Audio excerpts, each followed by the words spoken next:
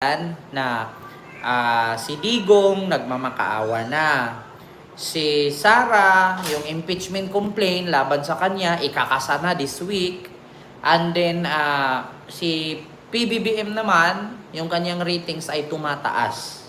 So, sino ba namang hindi tataas ang ratings niyan? Ikaw ba naman Pangulo ng Pilipinas na ipakulong mo yung sangkot sa Pogo, wawanted mo yung tumatanggap ng pera sa Pogo, 'di ba? Tapos pinaghahanap nyo yung mga general na sangkot sa 990 kilos na droga. Nako. 'Di ba? Ma'am Riana Ray Rodriguez Quintero, Miguel, shoutout po sa dyan, ma'am. Magandang gabi po. Kumusta po kayong lahat dyan? Sabi ni Charito Neri Mariano, bugok. Wala naman tayong ibang masabi dyan. Didiis lang ang bugok. Diba? Bugok, puro kasinungalingan lahat ng sinasabi mo. Sabi ni Nori Jacinto. Kung i-play ko to ngayon, balita to, News 5. Kasinungalingan ba to? Ito, sa totoo lang mga DDS, isa lang masasabi ko sa inyo. Kapag i-play ko ito, anong sasabihin ninyo? Yung TV5, fake news? Pero yung mga DDS vlogger, hindi fake news. Mga DDS, sabi ko nga sa inyo, nasa likod ko na yung TV. Pasaway Solo, mega love shoutout. Sabi ni Charito Neri Mariano, bias. Huwag ka mag-expect na supporter ako ni Digong. Ako po ay vlogger, supporter ni Marcos. So huwag kang mag-expect dito na puriin ko si Digong. Talagang mumurahin kong putang inang matanda na yan. Diba? So huwag kang mag-expect. Ngayon, pag i-play ko yung video na to at sabihin ko na totoo, na ang impeachment complaint ni Sara ay ikakasa na this week at 6 na sesyon ng Kongreso at Senado, malalaman na natin kung ano ang resulta. Fake news pa rin ba? Bakit? Yun ba mga DDS vlogger pag nag-live, piniplay ba nila sa TV galing? Gawa-gawa lang nila, minsan AI pa nga eh. Di ba? Meron ngang nakarating sa akin na si BBM daw sinugod sa ospital eh. Kasi na tawag doon, nagtantrum, ano ba yun? Nagwala daw sa sobrang sakit ng nararamdaman sa katawan. Sir GR dyan sa Australia, may kalab shoutout. Hello po Sir Ken, sana ma-impeach na yan si Mary Grace Piatos, bumalik lahat sa kanila ang mga masasamang ginawa nila. Di ba? Salamat po Sir GR. Sabi ni Ugak, Ugak talaga, yung profile mo Ugak. Hindi ito, Sir Victor Pimentel, i-play ko na ha. Fake news daw po ito. Pag i-play ko ito ngayon, fake news ba? Ma'am Baby Ruth, may galab shoutout. Sir Francis, may galab shoutout dyan. Pag i-play ko ito ngayon, fake news ba ito? News 5 to ha. Hindi magbabalita ang TV5, GMA at ABS-CBN ng fake news kasi may possibility na pwede silang tanggalan ng prangkisa at makasuhan sila. Eto na. Mabilis na oras na mai-transmit na sa office of the speaker ito datong impeachment complaints laban kay VP Sara. Ano na ang susunod na mangyayari? Dahil wala pa rin board impeachment complaint hanggang ngayon, ayon kay House Secretary General Reginald Velasco, nagbigay na siya ng sapat na oras para intayin ito ngayong linggo. Ay balak niya nang i-transmit ang unang 3 impeachment complaints laban kay Vice President Sara Duterte sa tanggapan ni House Speaker Martin Romualdez. Kaugnay ito ng kwestiong pag-asa sa confidential funds ng Vice Presidente. Oras na ma-transmit sa tanggapan ni Speaker Romualdez, kailangan na itong maisama sa order of business sa loob ng 10 session days. Kasunod nito, i-refer na ang impeachment complaint sa Committee on Justice sa loob ng 3 session days. Pakinggan natin ang pahayag ni House Secretary General Reginald Velasco. So hindi pa rin ba yan totoo? Fake news pa rin ba yan? So ngayon ang pliniko ang comment, huwag maniwala sa mainstream media kasi mga bias sila. Huwag maniwala sa social media kasi bias sila. So ano ba talaga? Saan kami maniniwala? Sa DDS vlogger? Ang mga DDS vlogger nga bukas, ipapatawag sila sa Kongreso. Di sana kung ako fake news, isa ako sa pinatawag doon. O, ba't hindi ako pinatawag? So, ibig sabihin, hindi ako fake news. Di ba? Meron pang nagtanong. O, eto. Sige, banatan mo ng banatan. O, di ba? Sabi ni Rig Martinez. O, anong say mo sa trilyones ni Marcos? Anong say mo? Sabi ni Leah Claire. Ako, wala naman akong question pagdating sa trilyones ni Marcos. Kasi nga, Marcos yan eh. Noon pa man, mayaman na yan. Ang tanong, ano din ang masabi mo sa bilyon-bilyong ari-arian ni Digong na hindi niya ipinasa ang salin at asset niya? At least, kung trilyones yan, kilala natin ang mga Marcos na they are sitting of gold. Bakit? Si Digong, anong inuupuan ni Digong? Gold? Pagdating sa mga Marcos at Araneta, may mga business yan. Mga malalaking business tycoon ang pamilya nila. Ang mga Duterte, anong negosyo ng mga Duterte? Diba? Hindi po nakakapagtaka kung mayroong trilyones ang mga Marcos. Bakit? Mga negosyante, ang pamilya niyan, noon pa man. Ang mga Duterte, magbigay kayo ng isang negosyo ng mga Duterte. Kung talagang DDS supporter kayo, anong negosyo ni Digong? Kung bakit bilyon-bilyon ang ari-arian niya? Gusto nyo, basahin ko dito yung mga ari-arian ni Digong kung saan-saan nakalagay? Merong Paranaque, merong San Juan, merong Cebu, merong Dipolog City, merong Dapitan City, sa Davao pa lang, all over lahat ng subdivision sa Davao, meron siyang mga bahay. Tapos ang nakalagay sa business nila, ukay-ukay.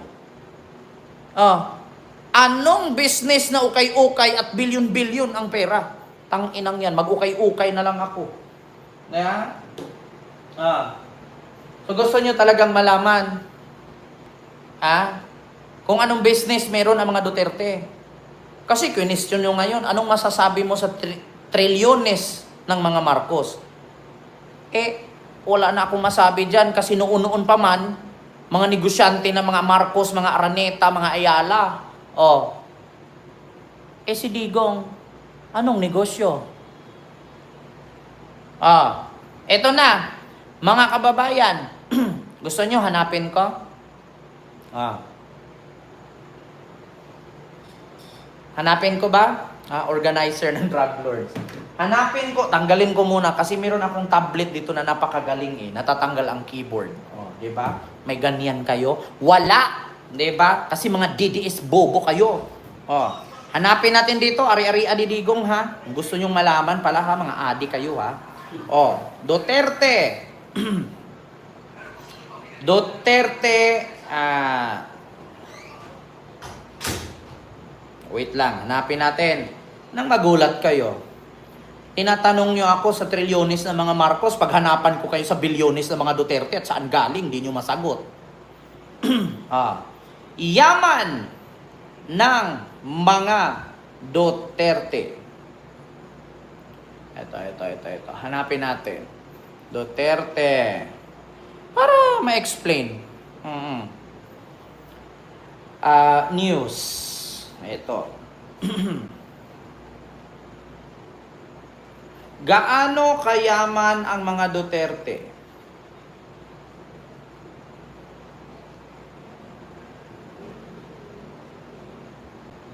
Ito na. Gusto nyo mabasa? ABS-CBN News. Ipakita ko lang ha. ABS-CBN News. Sara Duterte nagsalita sa ulat ukol sa yaman ng mga Duterte. Kapag binasa ko ba dito, hindi ba kayo magugulat? Wait lang.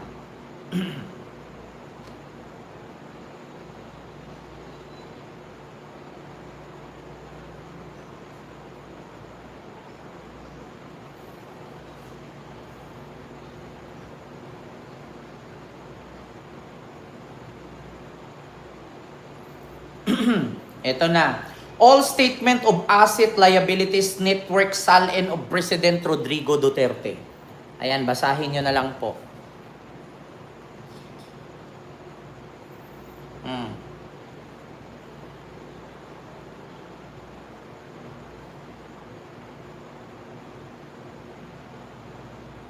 Para hindi kayo magiging mangmang, mag-research kayo.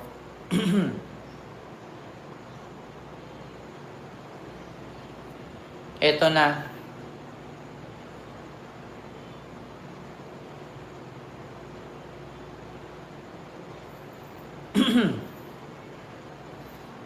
Duterte had at least 211 million in account at the bank branch in Metro Manila in 2014.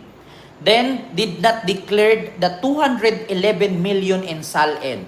Ayan o, Inquirer.net. O, paki-screenshot na lang ha. O, 211 million noong 2014 hindi niya dineclare. Ito pa, nakalagay dito. Bukod dito sa 200, 11 million. Duterte didn't declare the 11 million SALN.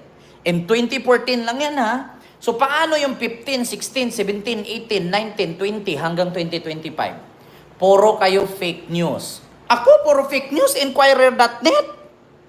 Kaysa naman sa gagawa kayo, di ba? Kaysa naman gagawa kayo ng vlog dyan at mag-edit kayo ng mukha na si BBM nagsasyabo. Si BBM sinugod sa ospital, nagwawala. Di ba?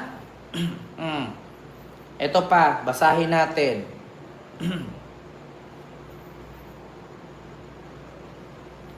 Ito na.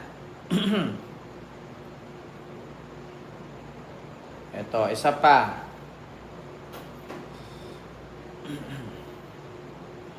Para magulat kayo. Duterte. Properties. Ay, eto, magugulat kayo ngayon.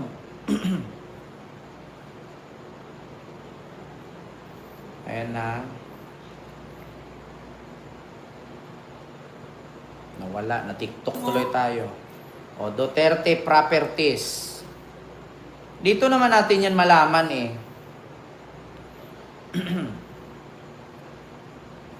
Eto na. Bakit maraming drug lord sa Pilipinas? Tanong nyo po kay Digong, kaibigan nyo po yung iba dyan. Kent, magkano ba bayad dyan? Carlito, hindi po kami tumatanggap ng mga abnormal na katulad yung Bobong DDS. Eto na. Manila, Philippines. Philippine Star.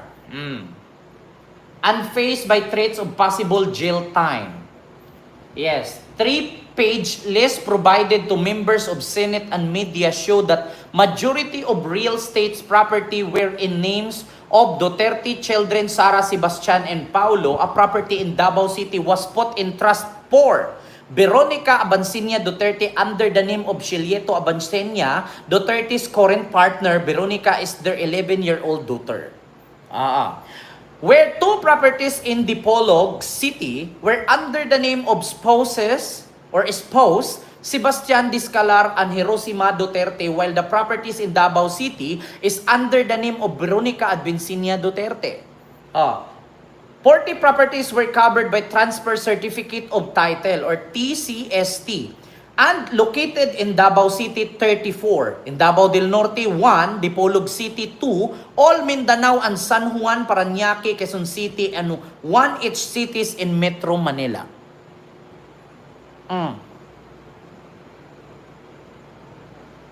Basahin nyo. Ngayon, 34 sa Davao City, 1 sa Davao del Norte, 2 sa Dipolog City, Zamboanga del Norte, sa all in Mindanao, and San Juan, Parañaque, Quezon City. Ayan po. Basahin nyo po ha. Ayan. 34, Davao, 1, Davao del Norte, Dipolog, 2, all in Mindanao, San Juan, Parañaque, Quezon City. 1 in each city in Metro Manila. Eto na. The less true Duterte has a property in San Juan under the name of his son, Sebastian Duterte. Zimmerman Duterte. Sebastian Zimmerman Duterte. While 3 properties, 1 in Parañaque City and 2 in Davao, under the name of Manasseh Carpio, husband of daughters Sara Duterte. Report na yan. Anthony Diezmanos, kahit i-report mo pa yan, mapudpud na lang yung daliri mo. Hindi ka papaniwalaan. Si YouTube, hindi bayaran. Trillanes is also provided Duterte's 9 other known addresses under 386 P. Guevara Street, San Juan City. 93 Sapphire Street, Doña Luisa Matina, Davao. 115 Camagong Street, Monte Maria, Davao City. 267 Makiling Central Park, Bangkal, Davao City. And 458 Taal Road, Central Park Subdivision, Bangkal, Davao City. 2 Atlantic Avenue, Ecolan, Davao City. 10 Atlantic Avenue, Ecolan, Phase 3 and Davao City. 9 Atlantic Avenue, Ecolan Subdivision, Phase 3, Davao City, Del Sur. And 105 SM Village, Bangkal, Davao City. So napakarami po. Hindi ba? And this developed Trillanes said will go to the Bank of the Philippine Island or Julia Vargas branch in Ortigas Center, Pasig City, 11 a.m. today. Wait for Duterte and his representative to fulfill his challenge for the mayor to open his bank account to the public. Bakit ayaw? Oo, okay, ikaw may sabi ha. Anthony Diezmanos, tanggapin nyo na. Kapag ayaw nyo sa mga vlogger ni BBM, di ba, huwag kayong pikon. Di ba? Nagpapahalata kasi kayong pikon. Di ba? Kapag kami dito, galing sa mga balita, ayan o, Philippine Star, binabasa ko lang. Ayan yung article, ayan o. Ayan article, basahin nyo. Duterte Properties. Wag kayong pikon. Di ba? Kasi kami kung ano yung fake news ng mga vlogger sa kabila, hindi kami nangingialam. Sinasagot lang namin at nilabas lang namin kung ano yung katotohanan. Bayad lahat yan, katulad mo, sabi ni Robin Ovias. My God. TV Network, bayad. ABS-CBN, GMA, TV5. So, ibig sabihin, ang SMNI lang ang totoo? Sabi ni Boy Ortiga, magpa-drug test ka muna dong. Hanapin nyo, ipalabas nyo muna yung tattoo ni Paulo, ni Sara at ni Basti. Bago kayo maghamok na, maghamon ng drug test sa amin, ilabas ninyo yung mga triad tattoo.